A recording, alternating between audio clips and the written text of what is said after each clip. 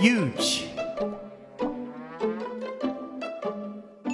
When asked about America's soaring debt and deficits, Senate Majority Leader Mitch McConnell lamented it's disappointing, but it's not a Republican problem. And he blames Social Security, Medicare, and Medicaid. Rubbish. It's not social spending that's causing the federal deficit to soar. It's Republican tax cuts, especially on corporations and the wealthy. Look at the evidence. Of all 35 advanced economies, America's spending on social programs like Medicare, Social Security, and Medicaid is among the lowest, as you can see. Also, Americans pay into Social Security and Medicare throughout their entire working lives. The biggest reason America has the highest deficit relative to our total economy among all 35 advanced economies is because of a shortage of tax revenue. Of all these countries, we're bringing in the fifth lowest total revenue as a share of GDP. And why is that?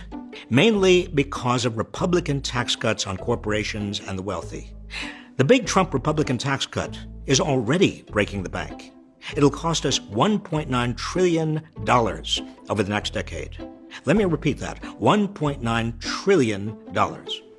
Now remember, Trump and Republicans in Congress claimed that their tax cuts for the wealthy and corporations would pay for themselves by boosting economic growth. It's the same trickle-down fairy tale they've been telling for decades. But according to the Congressional Budget Office, they haven't paid for themselves, and the deficit continues to balloon. If there's one area where America spends too much, it's the military.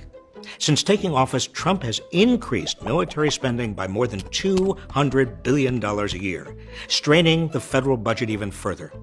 The United States already spends more on the military than the next 10 nations combined.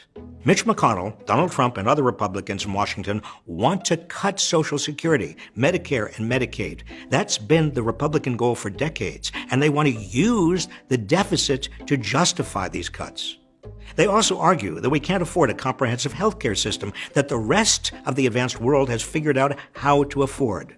Baloney. If the rich and corporations pay their fair share, and we rein in defense spending, America can afford what we need. Know the truth. Spread the truth about the deficit. If you found our video informative, please follow this page.